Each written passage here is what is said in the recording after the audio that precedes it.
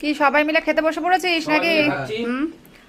তুমিও বসে পড়েছো, কি কি খাওয়া দাওয়া হচ্ছে? আজকে কি কি রেসিপি আছে অবশ্যই প্রথম খাবারটা খেয়ে আমি বলছি।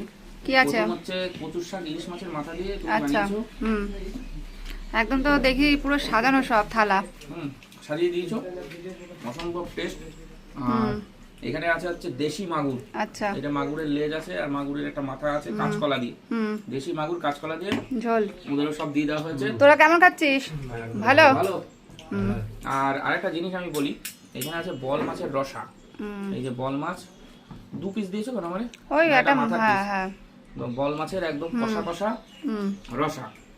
আর সাথে আছে দেশি মুরগি ঠিক না, সোনালী মুরগি। সোনালী, আচ্ছা আচ্ছা। মুরগি তো পাতলা ভালোই ঝোল। লাগে। আগের দিন এনেছিলাম, আমি খেয়েছিলাম, ভালোই লাগে। গ্রাম থেকে নিয়ে আসি আমি।